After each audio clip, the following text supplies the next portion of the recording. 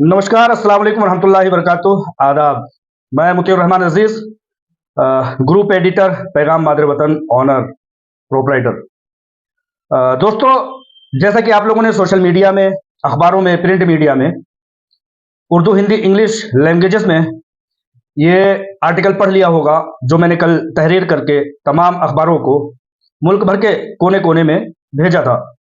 और बहुत खुशी की बात है कि मेरी भेजी गई हर तहरीर को, जो उर्दू, हिंदी, इंग्लिश में हुआ करता है, मुल्क भर के लगभग-लगभग सैकड़ों अखबार उसे शाया करते हैं और उसे इज़्ज़त व तौक़ीर की निगाह से देखते हैं। आप लोग उसकी कटिंग भी सोशल मीडिया पर कहीं न कहीं देख रहे होंगे।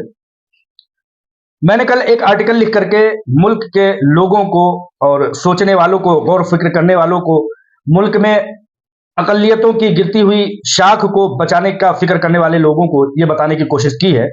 जैसा कि आप लोगों ने सब्जेक्ट देख लिया होगा कि असदुद्दीन ओवैसी का कारनामा, जिसे कम लोग जानते हैं।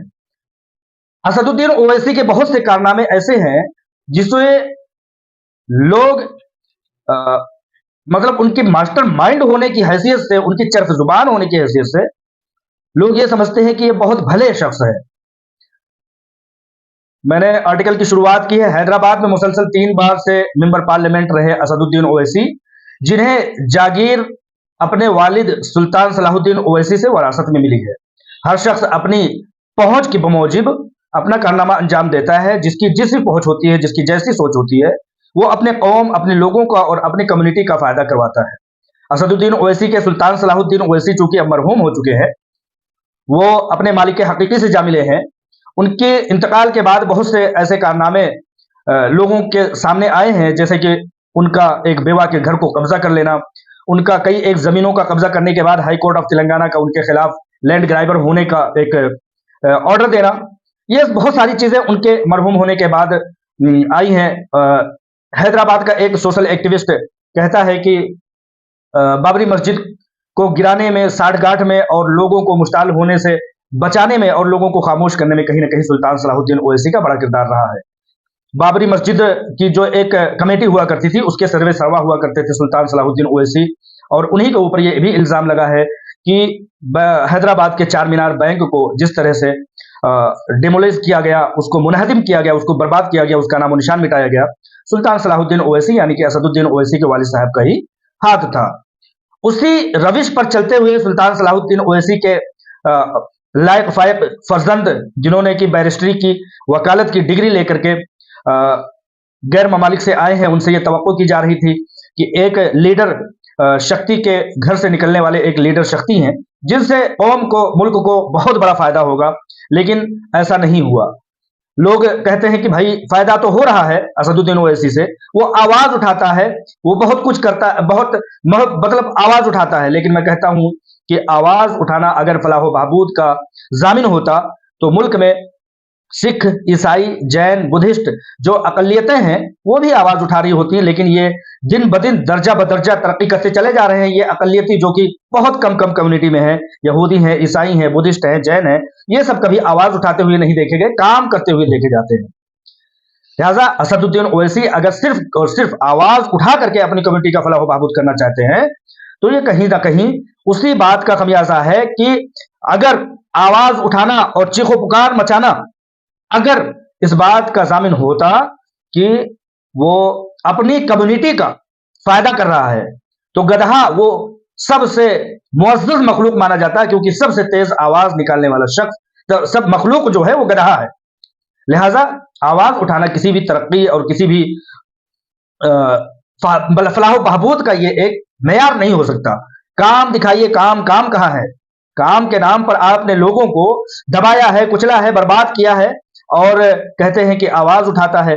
और मैं ये मानता हूँ कि असदुद्दीन ओवैसी जिस मैदान से आते हैं, यानी कि वकालत के पेशा से, बैरिस्ट्री के पेशा से और लीडरी पेशा से, आज मुल्क की अलग-अलग जेलों में हज़ारों लाखों की तादाद में आपकी कम्युनिटी के लोग, आपकी कम्युनिटी के नौजवान बिला किसी ख़ता व कसूर के गिरफ्तार हैं। अगर आप अपनी कम्युनिटी का फ़ायदा करना चाहते, तो लोगों को, उन मज़लूमीन को जो जेलों में बिला किसी गुनाह और ख़ता के जो गिरफ्तार हैं, आप एक ऐसी कमेटी का क़याम करते और उसकी क़यादत करते और लोगों को जेलों से बाहर लाते। जब तक जेल में लोग गिरफ्तार होते हैं, तब तक तो आवाज़ उठती नहीं।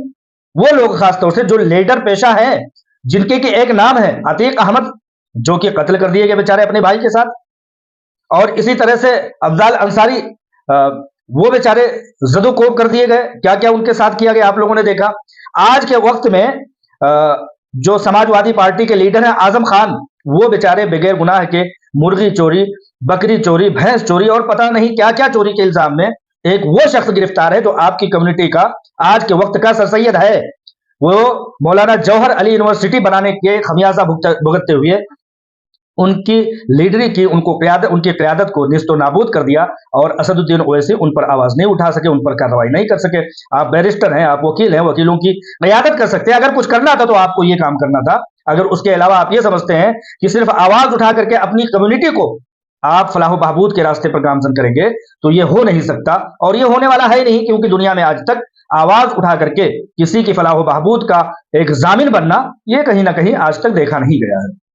उसके बरक्स अगर देखा जाए तो ऐसा शख्स जो जी इल्म है, जी शुऊर है, काबिल मुस्तनद है, उसने कई मुस्तनद किताबें पढ़ी हैं, और उसने बहुत सी किताबों की डिग्रियां हासिल की है, बहुत से वकालत की जैसी डिग्री हासिल की है, लेकिन वो अमल में बिल्कुल नहीं है। तो ऐसे लोगों के लिए कुरान में एक आयत है जिसका मफहूम है कि वो गधा जिसके ऊपर बड़ी बड़ी मुस्तनद किताबों के जखीरे रख दिए जाए और उसको हाँक दिया जाए, लेकिन उसको ये नहीं पता होगा कि उसके ऊपर ईंट का ढेर है, पत्थर का ढेर है, या मिट्टी का ढेर है, या किताबों का ढेर है। लिहाजा असदुद्दीन ओवैसी के ऊपर किस चीज का ढेर है, किस चीज को इसको इल्म है, उनको इल्म है, उन्होंने आज तक उसका कम से कम फायदा कौम को नहीं पहुंचाया। हाँ, इसके बरअक्स लोगों को जेलें करवाना, लोगों को मरऊब कराना, लोगों पर एफआईआर कराना, लोगों को धमकियां दिलवाना, इन सब में असदुद्दीन ओवैसी के सैकड़ों मिसालें हैं।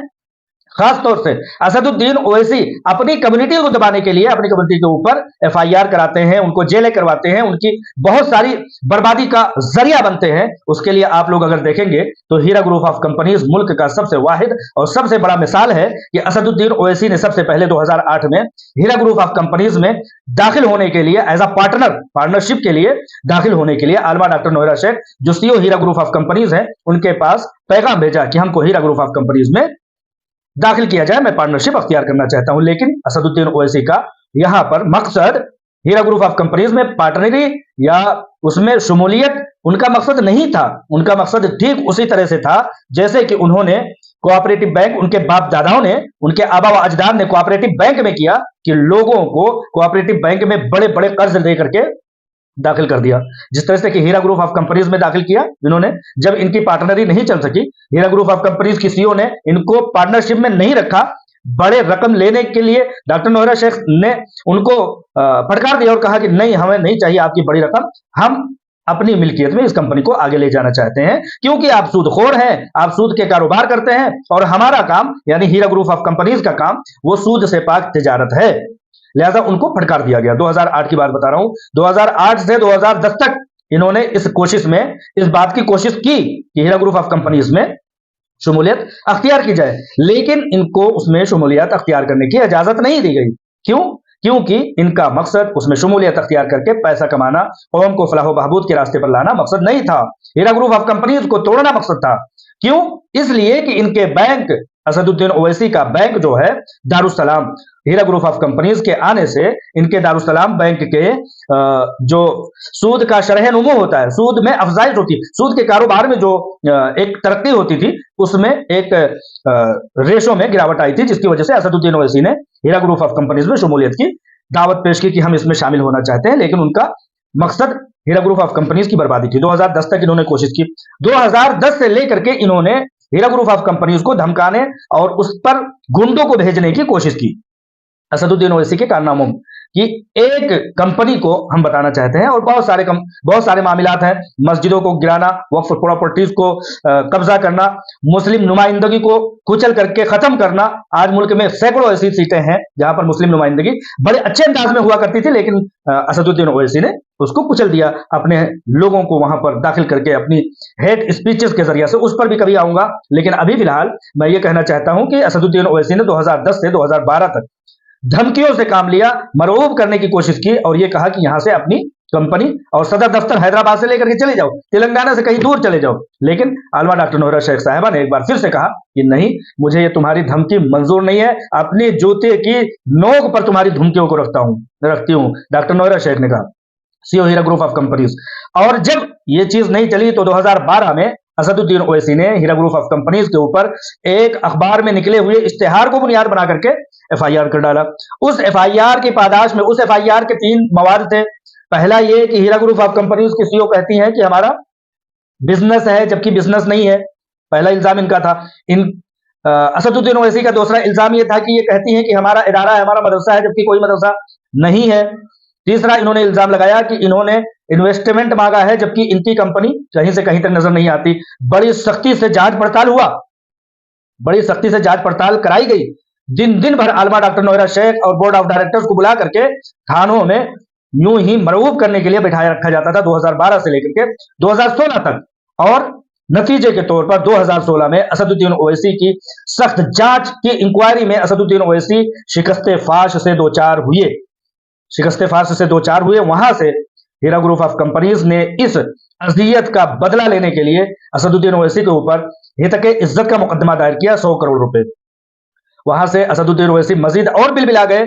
जैसे होता है कि गलत को जब उसके गलत के इफ्शा होने का शायबा होता है तो वो बौखला जाता है।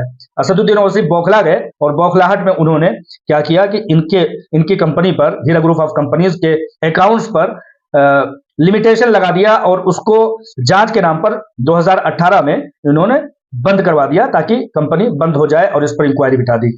जेल भी करा दिया आनन फानन। एक छोटे छोटे एफआईआर पर 10,000, 5,000, 1 लाख, 2 लाख, 20 लाख ऐसे अमाउंट्स के एवज में गिरफ्तारी करा दिया गया बगैर नोटिस के असदुद्दीन ओवैसी साहब की तरफ से। उस कम्युनिटी के, जिस कम्युनिटी से ये आने का दावा करते हैं, उसी कम्युनिटी की एक बहन डॉक्टर नोहरा शेख को इन्होंने गिरफ्तार करा दिया। 2.5 साल तक गिरफ्तारी रही। इस दरमियान में इन्होंने हीरा ग्रुप ऑफ कंपनीज ने यहां तक 20 साल तक अच्छी तजारत की थी। लोगों ने एफआईआर नहीं किया, जो जेन्युइन जो लोग थे, जो मुखलिस लोग थे, उन्होंने एफआईआर नहीं किया। एफआईआर उन्होंने ही किया जिनको असदुद्दीन ओवैसी ने हीरा ग्रुप ऑफ कंपनीज में दाखिल किया था। जब उनको इशारा दिया गया कि आप एफआईआर कीजिए तो उन लोगों ने एफआईआर किया और उसी एफआईआर की पादाश में आनन फानन इस तरह से गिरफ्तार किया गया, बिला मोहलत दिए हुए। असदुद्दीन ओवैसी कारनामों के नतीजों में से, कारनामों में से एक कारनामा यह है।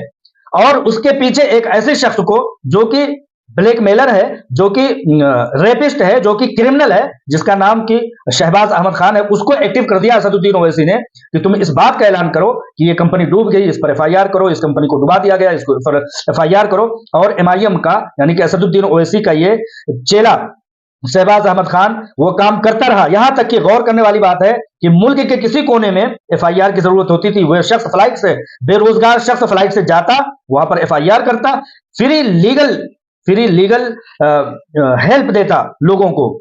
Doctor Nowhera Shaikh Heera group of companies पर एफआईआर करने के पादाश में एफआईआर करने के लिए।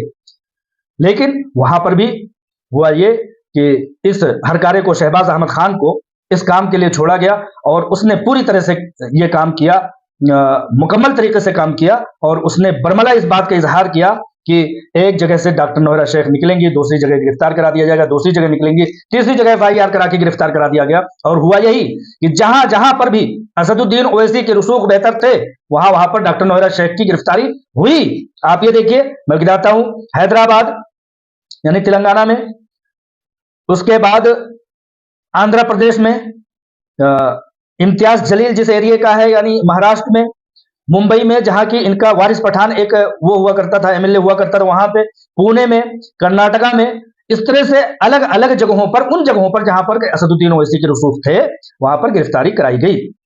और ये बात हक साबित हुई। असदुद्दीन ओवैसी ने खुद महाराष्ट्र के इलेक्शन के दरमियान में 2019 में आकर के बरमला इस बात का इजहार किया कि मैंने ही एफआईआर करवाया था हीरा ग्रुप ऑफ कंपनीज को तोड़ने के लिए। बौखलाया हुआ शख्स, उसने इस बात का बरमला इजहार किया। और यहीं तक नहीं, 2014 में पार्लियामेंट में असदुद्दीन ओवैसी ने यह आवाज उठाई थी कि हीरा ग्रुप ऑफ कंपनीज को रोका जाए, लेकिन उसका आवाज उठाना था कि उसी को फटकार पड़ी। और उसको फटकार पड़ने के साथ इसने आर्टिकल लिखा। टाइम्स ऑफ इंडिया में फुल पेज आर्टिकल छपाने का मतलब होता है लाखों करोड़ों रुपए का।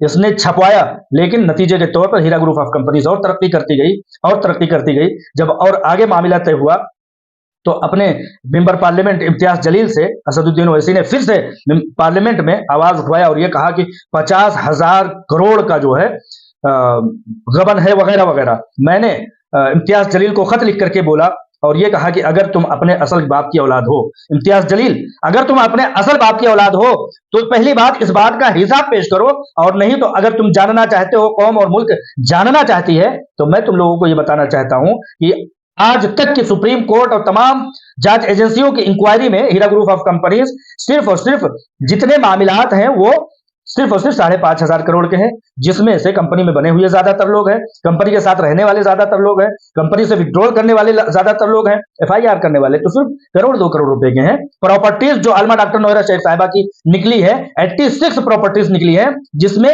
100 करोड़ और 1000 करोड़ से कम कीमत की कोई प्रॉपर्टी है ही नहीं। इम्तियाज जलील जैसे बदखुल्क बदतमीज आदमी ने पार्लियामेंट की गरिमा को बालाए ताक रखते हुए अपनी कौम की एक मुस्लिम बहन को बर्बाद करने की कोशिश करते हुए इतना गंदा बयान दिया कि आज तक इम्तियाज जलील से मेरे खत का, मेरे चैलेंज का जवाब देते हुए नहीं बना। कुल मिलाकर के ये है कि असदुद्दीन ओवैसी की ये वो कारनामे हैं जिनको कौम नहीं जानती। कौम को जानना चाहिए, उन अंध भक्तों, अंधे मुकल्लिदीन को जानना चाहिए जो उसकी बातों और उसकी चिकनी चपड़ी बातों में आ जाते हैं। असदुद्दीन ओवैसी को मीडिया क्यों मिलती है? असदुद्दीन ओवैसी अपने इलाके में 4 सीटें, 5 सीटें और पूरे मुल्क भर में सैकड़ों सीटें क्यों लेकर के जाता है? असदुद्दीन ओवैसी अपनी कौम, अपने बराबर की पार्टियों से टक्कर लेने के बजाय नरेंद्र मोदी और भारतीय जनता पार्टी को ललकारता क्यों है? उससे इसको क्या फायदा होता है और भारतीय जनता पार्टी को क्या फायदा होता है? कौम के लोगों को, कौम के नौजवानों को सोचना होगा कि किन के शहजोरों पर, किन के किराए पर असदुद्दीन ओवैसी जगह जगह जाते हैं। असदुद्दीन ओवैसी अपने कौम को तो दबाने का काम करते हैं, लेकिन अपने कौम को उठाने का काम आज तक कोई दिखा दे, कोई बता दे तो ऐसा बिल्कुल नहीं हो सकता। आज नतीजे के तौर पर मैं बताना चाहता हूं कि हीरा ग्रुप ऑफ कंपनीज के 1,72,000 अफराद के पीछे लगभग 30-35 लाख अफराद जो रोजी रोटी पाया करते थे, जो लोग रोजगार पाते थे, जो लोग वहां से तिजारत करते थे, जो फलाह बहबूद के काम हुआ करते थे, असदुद्दीन ओवैसी के इस एक कारनामे की वजह से, इस गंदे कारनामे की वजह से, गंदी साजिश की वजह से आज वो सारी चीजें हीरा ग्रुप ऑफ कंपनीज की रुकी हुई हैं। सैकड़ों करोड़ रुपए हीरा ग्रुप ऑफ कंपनीज मुल्क को इनकम टैक्स दिया करती थी। तो इस बात से अंदाजा लगाइए कि फलाह बहबूद के काम सैकड़ों करोड़ रुपए के हुआ करते होंगे, हजारों और लाखों करोड़ रुपए की इनकम हुआ करती होगी जो लोगों में डिस्ट्रीब्यूट किया जाता था, लोगों में तिजारतें की जाती थी। 100 ममालिक में एक मुस्लिम बहन की, एक कौम की, एक मुल्क की बेटी की का तिजारत फैला हुआ था। उससे किसको फायदा था? मुल्क को, मुल्क के लोगों को, मुल्क के आवाम को, खासतौर से उस कम्युनिटी को जिस कम्युनिटी से डॉक्टर नोहरा शेख आती है। मेडिकल कॉलेज बनाया, इंजीनियरिंग कॉलेज बनाया, हिंदुस्तान का सबसे आला दर्जे का 5 स्टार रैंक का मदरसा बनाया। ये सब चीजें एक मुस्लिम बहन कर रही थी। इसमें असदुद्दीन ओवैसी की का क्या नुकसान था कि उन्होंने साजिश करके पहली बात तो पूरे मुल्क में तमाम लोगों को जदोकोब किया, लोगों को निस्तो नाबूद किया, मुस्लिम लीडरशिप को बर्बाद करने का काम किया। और एक ऐसी बहन, एक ऐसी खातून जो कि मुल्क का दर्द रखती थी, कौम का दर्द रखती हैं, और आज उनको अदालती कार्रवाइयों में इस तरह उलझाया गया है कि वो 20-25 लाख लोगों की रोजी रोटी का बंदोबस्त करने वाली company Heera group of companies रुकी हुई है। लिहाजा कौम इन बातों को समझे, इन बातों को जाने, इन बातों को परखे, इन बातों को पूछे, एक दूसरे लोगों से, पढ़े लिखे लोगों से पूछे। मुल्क के तमाम पढ़े लिखे लोग इस असदुद्दीन ओवैसी नामी मुनाफिक की मुखालफत करते हैं और ये कहते हैं कि ये कौम के ताबूत में कील है जिसको कि निकालना बहुत जरूरी है। ये सुराख है उस किश्ती में जिस किश्ती में कौम सफर कर रही है। लिहाजा आज सोचिए कि डॉक्टर नोहरा शेख आज 5 सालों से कंपनी को रोकना पड़ा है, उनकी कंपनी को 2.5 साल तक जेल में रहना पड़ा है। आज 20-22 लाख अफराद की रोजी रोटी तंग हुई है तो उसका जिम्मेदार अकेला असदुद्दीन ओवैसी है। आज अगर मेडिकल कॉलेज खुलने से खुलते खुलते रह गया, पूरी तामीरात हो चुकी हैं, तारीखें तय होने वाली थी, लोगों को दावतनामे पहुंच चुके थे, अगर आज वो मेडिकल कॉलेज कायम दायम होता, असदुद्दीन ओवैसी के कोने पंजे ना पहुंचे हुए होते, तो कम से कम आज वो मेडिकल कॉलेज कौम के लिए, मुल्क के लिए फलाह बहबूद का जरिया बनता नहीं बनता? जरूर बनता। इसलिए ऐसे मलऊनों को, ऐसे सादुद्दीन कोपैक को पहचानिए कि ये किस तरह से कौम की किश्ती में धीरे धीरे छेद कर रहे हैं। एक दिन ये कौम को डुबा बैठेंगे और किसी को पता भी नहीं होगा। लिहाजा इन लोगों को समझिए, इन लोगों को जानिए। मीर सादिक, मीर जाफर शबीह के कौम के गद्दार लोगों को आप लोग समझिए।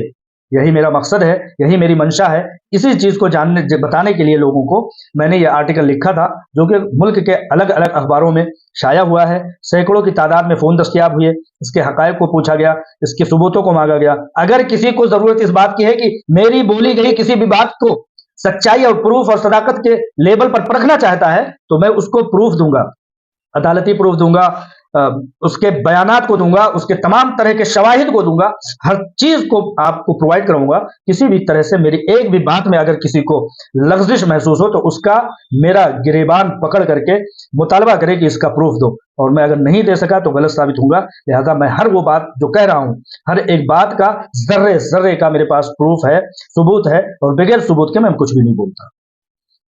इन्हीं बातों के साथ अलविदा। अस्सलाम वालेकुम व रहमतुल्लाहि व बरकातहू।